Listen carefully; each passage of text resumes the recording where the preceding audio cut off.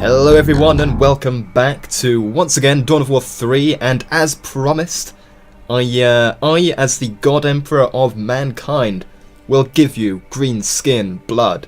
More specifically, from the perspective of the greenskins. But you know what, they love to fight, so I don't think they're going to complain.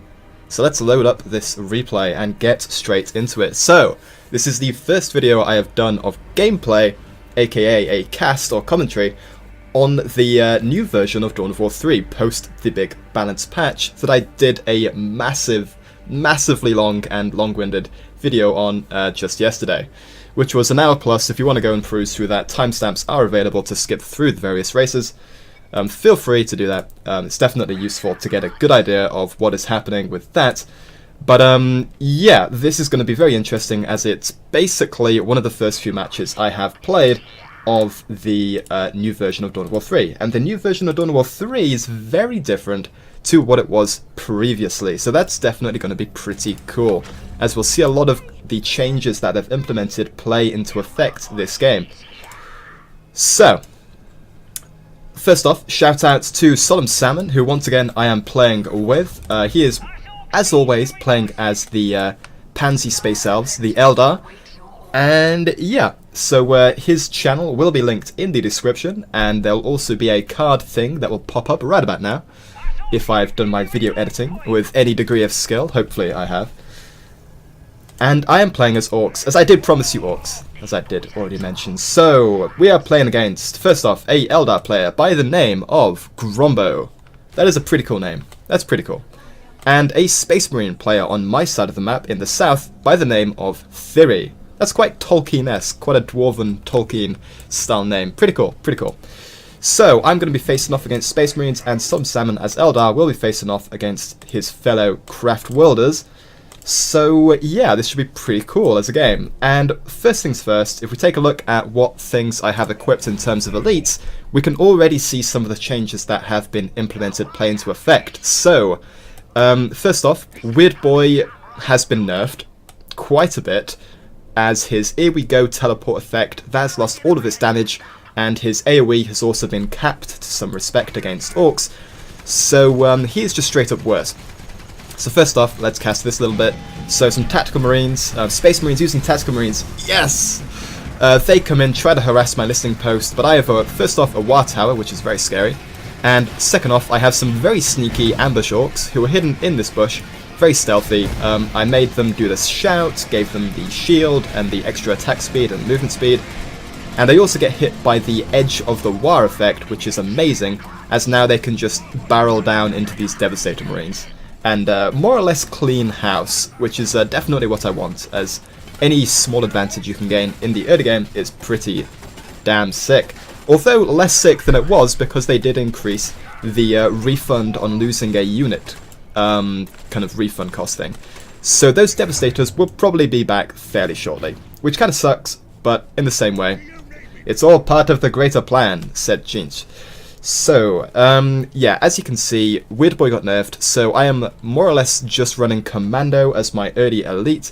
You could run Storm Boys, but I figured I'd go for a little bit of a greedier build this game, going with Beauty de Morkanaut as my late game elite, as this is a team game. I do want to make the most of running Big Boy Elites whenever I can, and on top of that, Big Mech Wazmaka coupled with Commando. So, one thing to bear in mind is that the Commando gets a lot of his power from his Scrap ability, which is whenever he right-clicks on Scrap, he basically lays a really big damage explosion on it that, after a short cooldown, triggers and can really do a lot of hurt on low-tier units, such as all of these Dire Avengers, say. So, given that his power basically lies from having Scrap on the battlefield in likely-looking locations, you can use Big Mech to cool down Scrap in good locations, and therefore get a lot of power from his Scrap ability. So SolemnSalmon is making a push on the middle of the map, where the opposing Eldar player has set up shop, Gombo I think his name was. And meanwhile, I am sort of just fortifying down here. I've got a War Tower, I've got a listening post, I've also got a Daka Hut, so I can transition into, I've already transitioned into a squad of looters, coupled with Scrap. That makes them very powerful against any meta units, and, you know, they're Their ranged firepower is just insane regardless, so they're also great against any other ranged units. But obviously the slow gain from the scrap upgrade for the looters definitely helps against assault marines, against orc boys, against banshees, etc, etc. So the fight goes on in the middle of the map.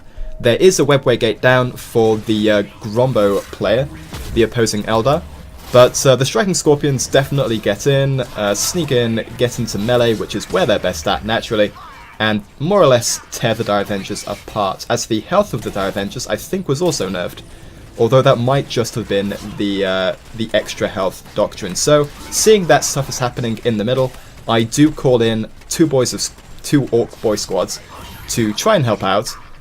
Seeing that we do wipe the Dire Avengers, I actually kind of pull back and start hitting the webway gate.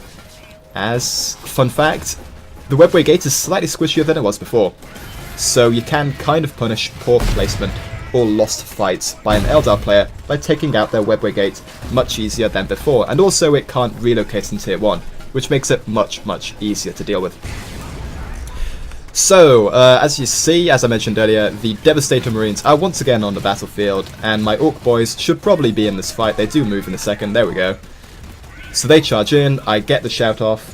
In the meantime, I'm sort of doing some production, I think, at home. Hopefully I'm doing it. Yes, I've got a second Looter Boy squad there, both equipped with scraps. That's pretty cool. A very nice fortified position down south. And meanwhile, my shout leveled 3 boys are just murdering all of these folks. We lose one squad, but still, we get a lot of damage done. We get more or less this middle point decapped.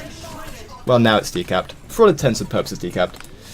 And yeah, with SolemnSalmon returning to the field, we can sort of retreat much safer than we otherwise could.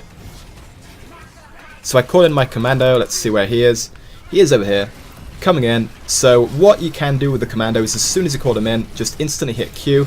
That forces him to go stealth, and once he's stealth, you can kind of do much more sneaky things than you otherwise could. Unfortunately, the Space Marine player, very wisely of them, did have a worker unit which can detect stealth units very nearby. But there you go, I trigger the trap, and you saw how much damage that did. Wiped out, what was that, 2 Banshee squads and basically 2 tactical squads. I don't think it clipped, no, it didn't clip the Devastator Marines, but still, already the commando has wiped out 4 tier 1 infantry squads. Sadly, he does, I believe, go down here. Actually, stealth. There we go. So there we go. Commando Knob. Turns out he is pretty good. And you can play super aggressively with him, although I believe, given that lots of Orc players will now be using the Commando, as he probably does scale into the late game better than the Weird Boy does at this point, more people will be playing around his stealth capabilities by bringing workers at random points in the map, making it more likely that they can spot whenever you're doing something sneaky, like laying a stun trap and then exploding it. So do watch out for that. So here we go, a bit of a fight going down in the middle, and seeing that this is happening, I do start a war here.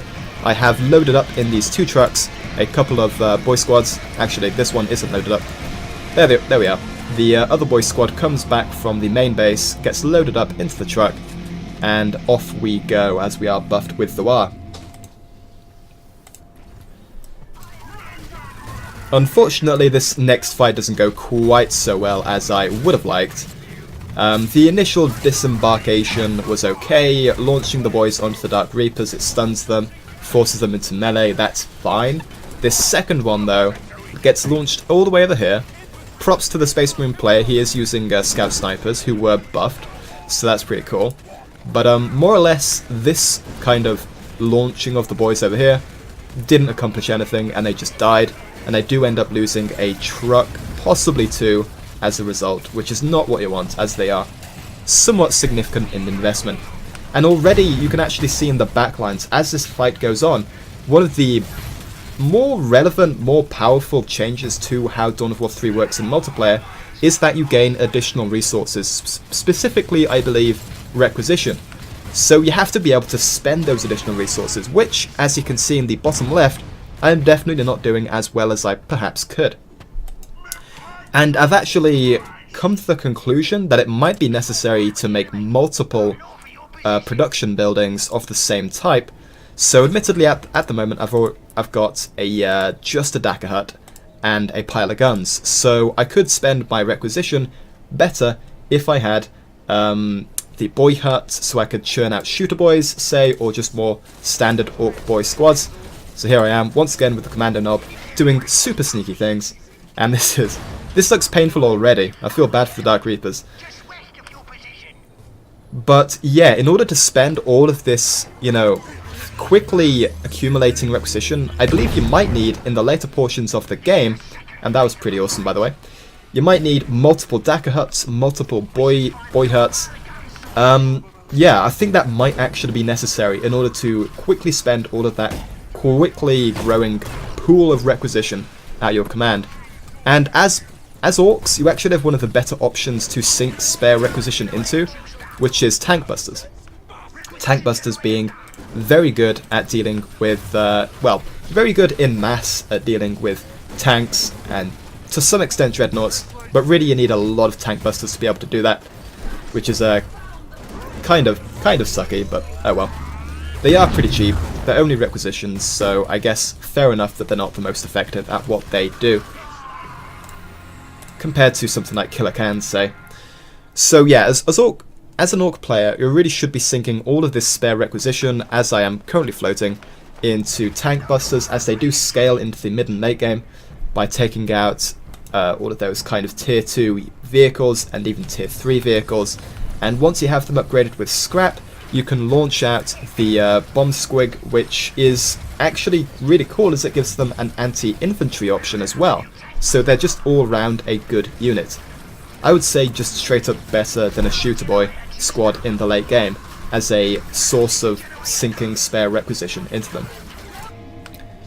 So, not much is happening. I basically lose quite a lot with the 2-truck play that I did over here, which kind of sucks. So I'm rebuilding my forces, making lots of tank busters, realizing that I do need to spend these resources, but trying to figure out what on. Meanwhile, Salmon does get pushed off of the middle of the map. He does call in his striking scorpions, who in a 1-in-1 fight will actually beat Farseer Mecha, more or less. But they do get stasis, which is sort of her kind of get out of jail free card, really. And she probably could have held that stasis for longer, just to keep them inactive on the map for a longer period of time, which probably would have been a cool idea. So, in the meantime, I am just making multiple tank busters, as you can see, upgraded with scrap, which is pretty sick. I'm also producing a orc knob squad, and I'm going to be sticking them in the truck that I have literally just made to launch them out, get the stun, get the disruption, and then I can taunt with them, which is a very standard orc play. So I poke in here, attempt to launch some bomb squigs, and I do, to be fair. And they do some fairly decent damage. You know, one bomb squig taking out a tactical squad down to sub 50% health. That's not bad. That's definitely not bad. Unfortunately, one of those tank busters do go down, so they start reinforcing. And in the meantime, we have more or less complete map control. As you can see, we've held this northernmost point for all of the game. We've sort of been contesting this middle of the point map, middle of the map point, I should say. And currently we have it under our control, and we have had this southernmost point under our control for the entirety of this map, of this match. So economically we should be ahead, and this will show by all of the units we should be making. Yeah, as you can see, lots of stuff happening. And they are forced to play quite defensive. So let's see how their economy is going in the backline. So first off, Grombo should definitely be spending all of this requisition. For Eldar, I would say that a good requisition sink would be Dark Reapers, as they do a true damage, and so scale quite well, similar to Tank Busters, into the mid and late game portions of the match. And Thiri, he is spending his stuff quite well. As you can see, lots of Devastator las cannon squads, which, yeah, I probably would agree are the better option of requisition sink for Space Marines, as they do anti-vehicular damage, which is more or less what a lot of people make in the mid and late game, because those units are pretty cool, so why not? So I call in my commando knob in the northernmost portion of the map to try and contest this push that the Eldar player was making, and simultaneously stuff happens down south. So with all these tank busters, I call in a war with this one, and I do have beauty, so I've got the command doctrine that gives them the custom force field around the war tower. But with that war, I do somewhat scare off the Space Marine player, who actually has a fairly significant force. The Venerable Dreadnought is definitely going to be an issue, so as you can see, all those last cannon Devastator Marines, they really do take out vehicles pretty quickly. Admittedly, the truck for the Orks is definitely not the tankiest of vehicles, but regardless, pretty effective stuff. So they're the Ork Nob squad, using their taunts to maximum effect, calling in all of those Space Marine units into a very compressed area, and that, coupled with the Big Mech, what's the ability called? Yeah, the Big Mech Scrap Turret ability. It really allows you to do a lot of damage. As you can see, all of those Devastator and Tactical Marine squads, they took a lot of damage just then. And before I get in range of the turret, I kind of back up with my units. But as you can see, I have taken a lot of losses from this fight. And oh boy, that Venerable Dreadnought Plasma Shot ability, that did a lot of work just then. So I don't think I lose. Ah, I do. Wow, he gets gibbed. Blimey. That is a brutal way to go. And look at all this mess on the battlefield. This is pretty cool. This is pretty cool. So, yeah, let's go on a brief tangent. So, first off, quick update. That arrow was spazzing out a bit there. Brief update, the northernmost shield generator, that is being harassed by some Banshees plus my commando knob. And I do believe I start making a stun trap to do some explosive damage here. But other than that, not much else happening. But yeah, the Tactical Marine buffs. So other than getting overall damage increases per model, I think by 1 or 2 damage, I think, they also got massively reduced reinforcement cost on when they were upgraded with flamers or plasma.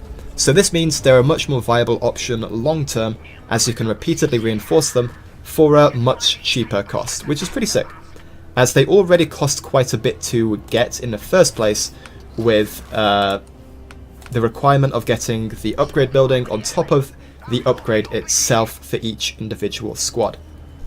Unlike the Assault Marine Power Sword, which once you've upgraded it, all of your Assault Marines have.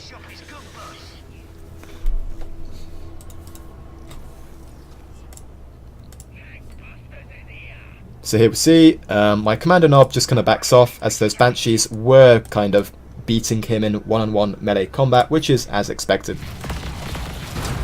So with all of these Plasma Marines and the Venerable Dread, and the Venerable Dread's damage was buffed as well, which is worth considering, he can very quickly take out my War Towers, which does suck, as an Orc player you do want to have multiple sources of War available, so you have all the movement speed buffs and damage buffs from that. And there's a very lonely bomb squig just chilling in the middle of the map. There we go. He's pretty cute.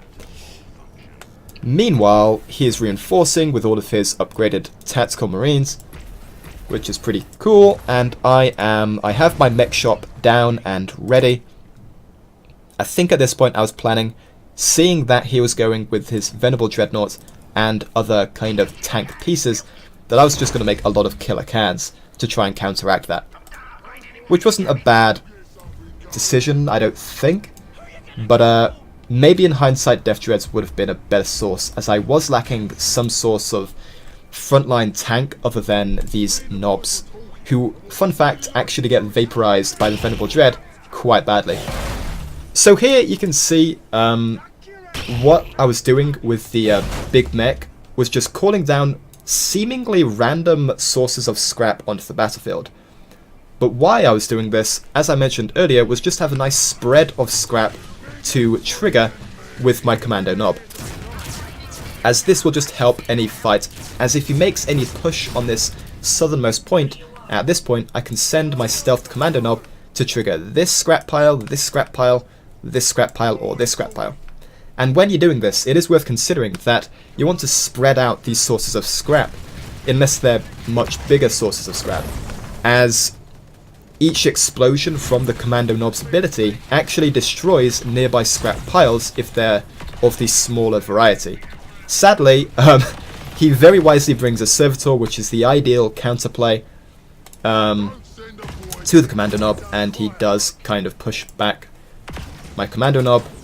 Fortunately, I did actually throw a really lucky chopper toss with these Ork Nobs, and it hit like a tactical squad and a Banshee squad, which was pretty cool. So seeing that those Banshees were using Quick Strike, which was nerfed by the way, on my Looter Boy squad, I do quickly trigger the Ork Nob squad's taunt effect, calling them off the attack on my Looter Boys, which gave the Looter Boys a chance to reset up and do a bit more damage, although they do die eventually to the Venerable Dreadnought. But seeing that he is pushing in, I decide to go on the offensive with my Commando Nob and sort of just poke in and see what stuff I could potentially do. Sadly, vision apparently is provided by the shield generator in quite a large radius, as they saw my Commando Nob in this kind of a range. So he does go down, sadly, as he would have been very effective with all this scrap lying around on the battlefield.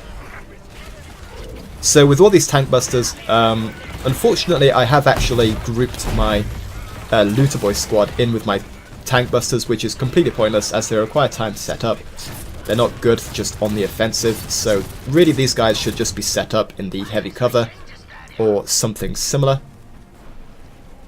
And in the meantime, I am making multiple killer cans, as you can see here, to try and quickly snipe out the Venerable Dreadnought. And fortunately that I was doing that, as the Eldar player was also going into tier 3 tank units with the heavily buffed Fire Prism, which at the moment does just a ton of damage. So watch out for this unit. This is going to be quite scary if you get hit by its full shot. So he's going on the offensive here. Fortunately, I still have a War Tower, so I can kind of just dart in and out to some effect. Ooh, that's gonna hurt. Yeah, that hurt. As you can see, the Fire Prism's damage is now very respectable, especially against sort of tier 2, tier 1.5 units, even upgraded with scrap and with infantry upgrades. Speaking of, what are my upgrades currently? I have tier 1 upgrades for infantry and tier 2 upgrades almost for my vehicles.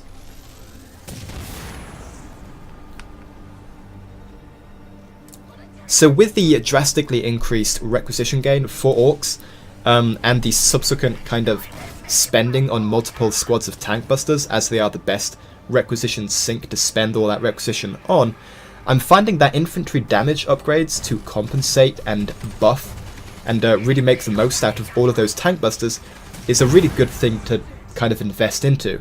So yeah, if you're going to be making lots of tank busters, getting all that infantry damage upgraded seems to be a good thing to do, as it just makes that initial investment better long term. So they're making a push down south with the Space Marines. Meanwhile though, SolemnSalmon is making a push with his Fire Prism and Falcon up north on the turret and the shield generator. He does take out the shield generator and he makes a move on the turret, and with only Wraithguard defending, he should have a good chance of doing some fairly significant damage here. Meanwhile, on the south of the map, the opposing Eldar player does actually call in their Eldritch Storm, which forces me to back off with all my units, as you can see here, on a full retreat. And fair play to the Eldar player, he did kind of transform it into its conduit form, which drastically increases its damage to buildings and just damage to everything, basically. So yeah, basically he wipes my entire forward base, which sucks. And it was Mecha, so yeah. But regardless, we get a very nice push on the northernmost point of the map. We get some additional resources from taking out this shield generator. And despite losing this southernmost portion of the map, we still have quite a large army in the reserve. Sadly, him taking out all of my buildings means that I can no longer spend my requisition as quickly. So very soon I do believe I start making Gretchen and then rebuild all of my buildings in this kind of an area, in what is basically a very safe spot. So as I kind of remax my army, and as you can see those Gretchen are about to come out and will start building buildings, I poke forward with my commando knob with its stealth, which is another great advantage of the commando knob, as other than stealth Gretchen, the Orks don't have very many sort of scouting units. So having in the late game a commando knob to just get vision on bits of the map that maybe you've lost, like I have down here in the south, it's really very useful. And this is especially useful when you have multiple big tracks in the late, very late game portions of the game as Orks, as you can get vision for your big track shots and really make the most of their insane range. And as you can see, I just have got the elite points necessary to call in Beauty de Morkanaut, so I will be doing that fairly shortly. So as you can see, Gretchen are building things, and really my multiple Gretchen squads should be building separate buildings, but I believe I just queued the one Gretchen squad to make all of the buildings, which is quite poor, really. But regardless, we've got buildings out, so we should be able to start spending all of this requisition that I am floating. So yeah, just scouting out, and scouting around with my commando knob, seeing what's happening. Yeah, just a worthwhile use of my time, really. And if I had known that all of their units were on the northernmost point of the map, which I do believe I find out fairly recently, well, fairly soon, I do make a push on the south, as that just makes sense. Fortunately though, SolemnSalmon does have a Wraith Knight to call upon, and yeah, this should more or less allow him to hold off. And with Fire Prisms, with their insane range, you can see how much damage he just did. He knocked off, what was that, 4 Tactical Marine models off of the Space Marine player, which is pretty significant. It's definitely not bad. So seeing that a fight is happening, I, with my commando knob, find a piece of scrap and quickly trigger the explosion, which does very good damage. Very respectable damage. Meanwhile, the Wraith Knight is just going to work. I believe it takes out this Fire Prism. That being such a high value unit, taking that out, giving it focus fire, is a good idea. And I do call in my Beauty, which is very effective at taking out lots of weak units with its kind of true damage bubbles of, I guess, area of effect. So we completely win this fight down here, but meanwhile I really should have been going south with all this, as I did see both Space Marine units and Eldar units being killed up north. Therefore, I should have, you know, logically assumed that the south would be very easy to push into. Sadly, I did not, so that's definitely a misplay from me. In the meantime, though, we are getting lots of stuff done here. Sadly, the Wraith Knight does go down eventually. I think something takes it out. Eventually. Yeah, there we go. The Assault Terminators come in from the south and just wallop the Wraith Knight in the knee, getting the kill. Meanwhile, my commando knob is in a one-on-one melee fight with Assault Terminators, which is not what he wants to be doing. And I do believe my Beauty also gets taken out here, as there's a lot of units compressed into this very narrow corridor here, which does suck. Fortunately, my commando knob does actually make it out to fight another day, so with all this scrap lying around, I can actually do quite a lot of work here, and be a very effective guerrilla fighter. So as you can see, now that I have buildings once again constructed, commando knob being pretty effective, I can once again sink lots of requisition into multiple tank buster squads, which, as mentioned, are the better unit to make for Orks. And you can see how much damage the commando knob mine does. It wipes Wraithguard when they've lost their shield, which is pretty cool. So this entire time I really should have been moving on the south, capturing this, as the opposing team actually doesn't have that many units positioned in a nearby location here. Sure, they've just made a Predator, but with all my anti-tank I should not be worried about that if I knew it existed. And on the plus side, the Commando Knob is definitely making himself useful. He almost wipes the Assault Terminators, forcing them back to reinforce and heal. And seeing this very juicy pile of scrap here, he does kind of go in, make a mine, and back out, hoping to do some damage to the shield of the Wraith Knight and just weaken it for future battles.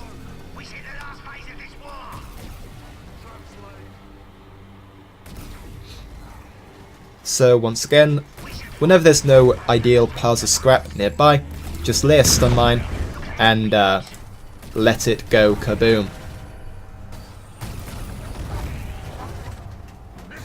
So by all means, this was not a perfect game from any of the players involved, but it was very fun, and it does show off a lot of the units and what's changed, how people are playing now, how you need to be spending requisition, how important that is, and also just Ork gameplay, which I definitely need to fulfill my quota of. So realizing that I needed more units that could tank in the front line, I do make some Death Dreads, and eventually I will be upgrading those with scrap. And SolemnSalmon, wisely seeing the state of play in the south, does push in and take this southernmost resource point, giving us a bit of extra vision and a bit of extra map control. So here starts the greatest chase of my life, as I could have sworn that I was going to lose my Commando Knob, but somehow he survives. He stealths, get the stealth off on my side of the map, and Farsiomeka has to run back and inform her craft world that she failed in her task. And meanwhile, this Wraith Knight just keeps on shooting. Very slowly. So really at this point, because we realise that the opposing team has a Wraith Knight, basically a massive elite over us, and therefore have quite a lot of damage over us, really we're just waiting for our cooldowns. So I've got 230 seconds on Beauty before I can summon her, and Salmon has 200 seconds before he can summon his Wraith Knight. So yeah, we're just playing it slow. We've got all the resources, we can just max out. As you can see, I'm on 251 population cap, so I can't build anything else. All I can do is make upgrades, which I still haven't actually rebuilt my pile of guns building, which I definitely should do, seeing as I have nothing else to do. But now you can see the state of play in the super late game portions of a Dawn of War 3 match. Lots of anti-tank is definitely the name of the game, as you want to be able to snipe out every big kind of mech elite, such as, you know, these Wraith Knights and Beauties and, you know, Solarias, Imperial Knight Paladins. You want to be able to quickly take those out of any fight that you can. So with all this anti-tank, I just quickly converge on this very aggressively jumped in Wraith Knight, and he does die super quickly. Sadly, Farsiomeka's last chance effect does go off, but I can inform you that this Wraith Knight does end up going down. So that definitely felt pretty good. Meanwhile, we do actually briefly cap the orbital bombardment. What's it called? What is this thing called? I don't even know. But whatever, we cap it so it becomes less effective for a brief spell, and so I'm able to save some of my tank busters from its beam of coruscating justice. Meanwhile, Big Mech is doing what he can. He's using his scrap turret ability, as you can see there, doing a bit of anti-infantry damage. And meanwhile, yeah, the Wraith Knight goes down. The Venerable Dreadnought makes a fairly powerful shot that misses completely, so feels good, man. And we start to remax. And after these types of fights is where the Commando Knob really shines, as the opposing player is often sort of distracted. They're rebuilding their forces, they're kind of watching the map, they're seeing what you're doing, so your commando knob has a really good chance of just making the most of all of these piles of scrap on the battlefield, and just making kind of post-battle damage on the opposing team. So you can see he finds some scrap, triggers a mine, and will do some fairly hefty damage to the Venerable Dreadnought all by his lonesome.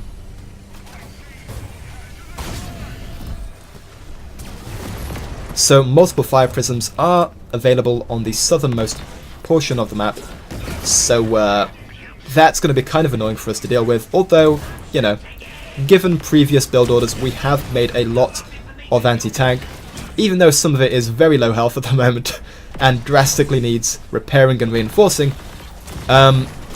We can take out those fire prisms once we make a push. So Death Dread does go down, sadly, but with the commander knob still here, I should be able to do a little bit more damage before pulling back.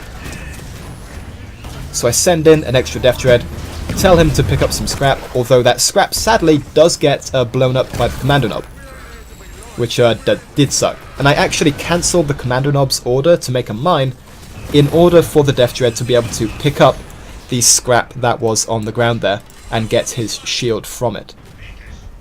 And I am equipped with the healing scrap doctrine, so bearing in mind when kind of equipping scrap with Death Dreads and Killer Cans and how that can kind of effectively heal them quite quickly, that is quite an important late game thing to be able to do for Ork late game. So Beauty is now off cooldown. I can use Beauty once again, and Salmon has his Wraith Knight as well, so really there's not much excuse for us not to just finish this fight. We've had more or less complete map control for the entirety of the game. It's only been in the past kind of 10 minutes or so where we've lost the south, but for the entirety of the match we had the north, and more or less the entirety we had the middle. So economically we should be ahead, upgrades wise we should be ahead, and this should show in the next 5 minutes.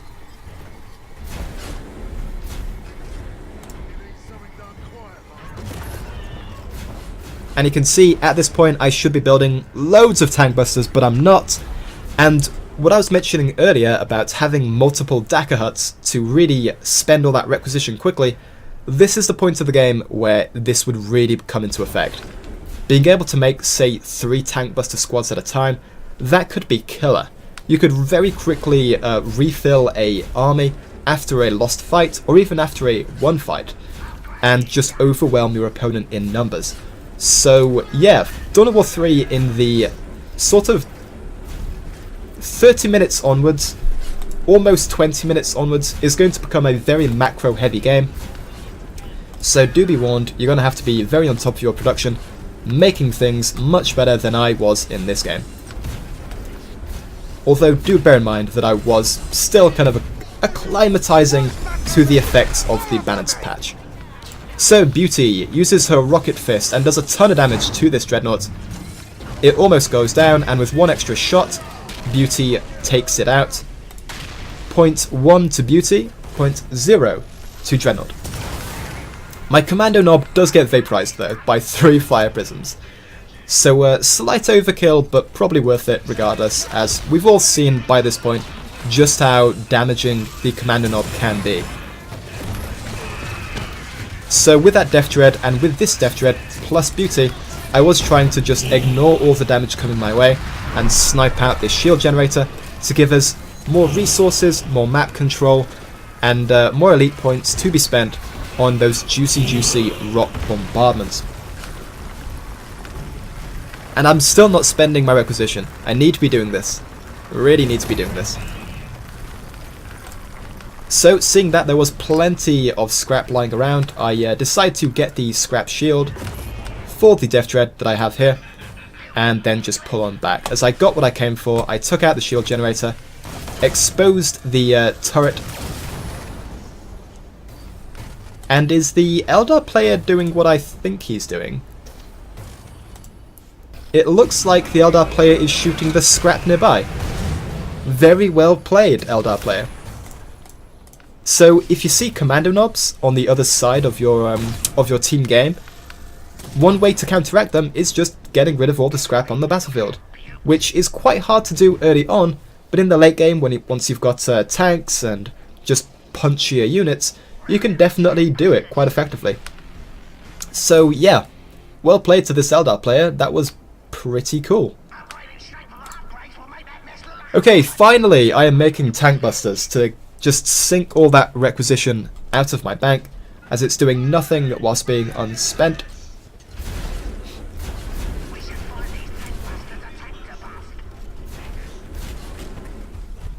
Meanwhile, Death Dread is a cool unit.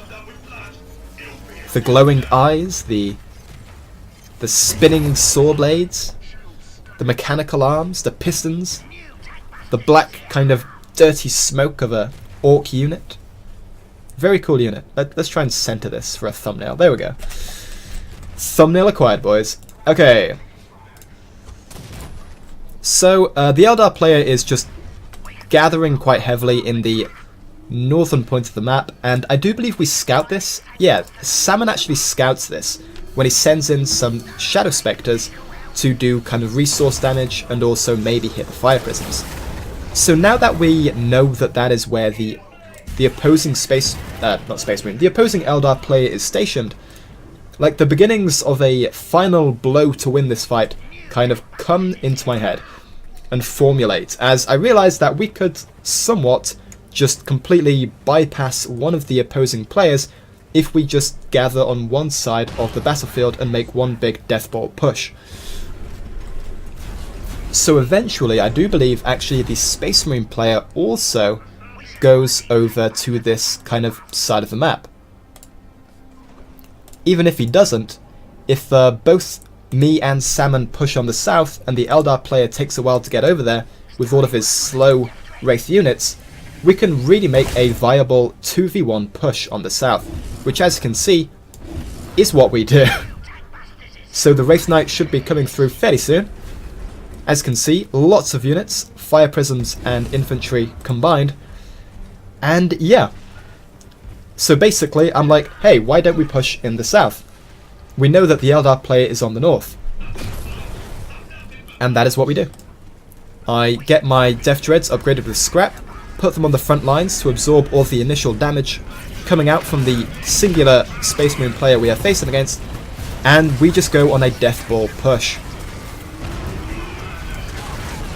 So let's get this fight in its complete beauty. No pun intended. So the Predator more or less goes down quite quickly due to all of my tank busters. The orbital bombardment does get a lot of units, to be fair.